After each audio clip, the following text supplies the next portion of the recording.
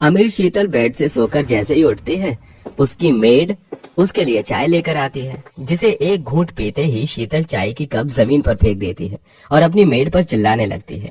तुम्हें कितनी बार बोला है कि मुझे पूरी दूध वाली चाय चाहिए, चाय में एक बूंद पानी नहीं होना चाहिए और तुम पानी मिला कर ले आई। अरे शीतल, क्यों सुबह सुबह बेचारी पर भड़क रही हो? जाओ मेरी बेटी के लिए दूसरी चाय लेकर आओ। ये देख बेटा, तेरी शादी का कार्ड छप चुका है, बहुत जल्द तू दुल्हन बनेगी। इस ठंड में मेरी बेटी मुझसे दूर हो जाएगी। अपनी शादी का कार्ड देखकर शीतल बहुत खुश होती है। अब इसी तरह कुछ दिन बीत जाते हैं और शादी वाला दिन आ जाता है, जहाँ शीतल का पति शहरी में होता है। कुछ ही देर में शीतल की शादी हो जाती है और जब शीतल अपने पति का चेहरा देखती है तो उसके पैरों तले जमीन खिसक जाती है। कौन हो तुम? ध्रुव कहाँ है? मैं ध्रुव का दोस्त हूँ। वो तुमसे शादी नहीं करना चाहता था, इसलिए वो मुझे बेवकूफ बनाकर अपनी जगह खड़ा करके भाग गया। मैं ये शादी नहीं करना चाहता था। मैं बहुत गरीब घर से हूँ, पर अब हमारी शादी हो चुकी है और मैं कुछ नहीं कर सकता। अरे ये सब जरूर इस घमंडी लड़की का ही नाटक होगा, पर जो भी हो, इस ठंड में इस घमंडी की शादी एक गरीब लड़के से हो गई। अब देखो क्या होता है इस गरीब को। मुझे तो अमित भाई साहब के लिए दुख हो रहा है, जो उन्हें ऐसी बेटी मिली। शांत हो जाइए आप सब। मेरी बेटी ने कोई धोखा नहीं दिया। मैंने खुद अपनी बेटी की शादी इस लड़के से करवाई है, ताकि ये समझ सके कि गरीब लोग कैसे रहते हैं और परिवार में कितना प्यार होता है। बेटी, तेरे बाप की इज्जत अब तेरे हाथों में है। अपने पिता की लाज रखने के लिए शीतल इस शादी को अपना लेती है और विदा होकर अपने गरीब ससुराल जाती है। जब अर्पित की शादी के बारे में रिश्तेदारों और गांव वालों को पता चलता है तो वो सभी अचानक से घर आ जाते हैं और कमरे में अकेली बैठी शीतल अपनी जेठानी से कहती है,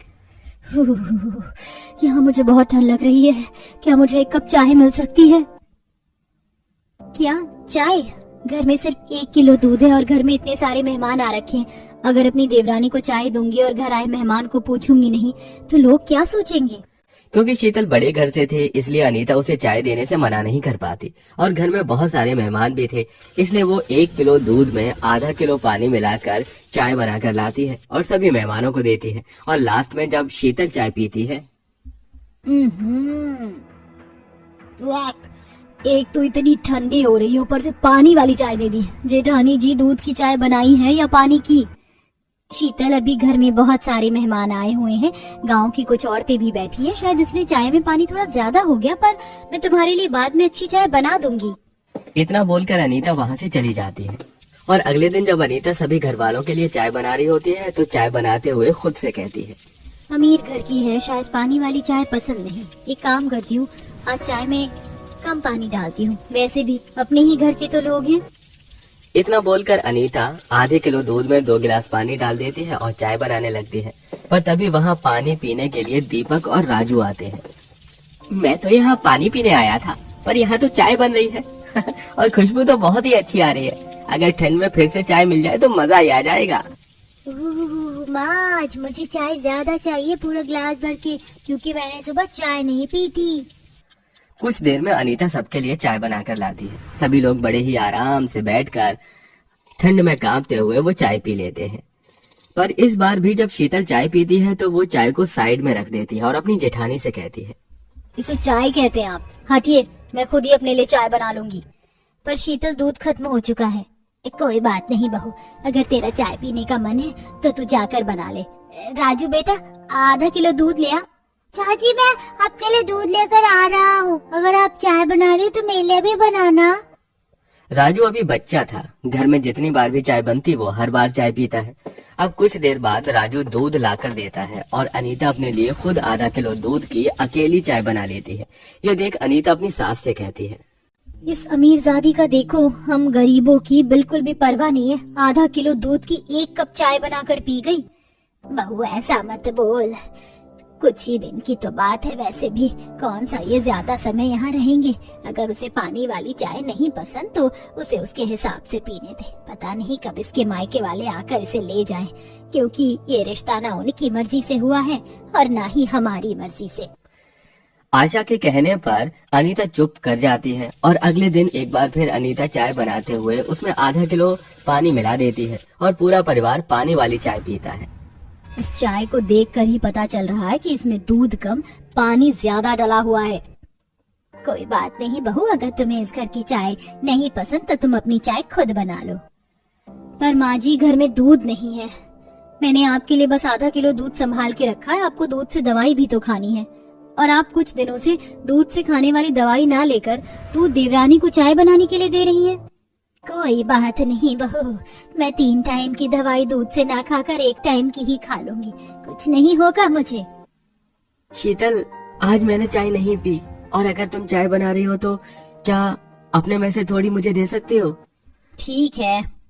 अपनी सास के कहने पर अनीता वो दूध अपनी देवरानी को दे देती है, और आधे किलो दूध देख शीतल अपनी जेठानी से कहती है, दीदी, आधे किलो दूध में मेरी चाय तो नहीं बन पाएगी। मुझे बिना दूध में पानी डाले उसे ज्यादा पकाकर चाय बनाने में अच्छा लगता है।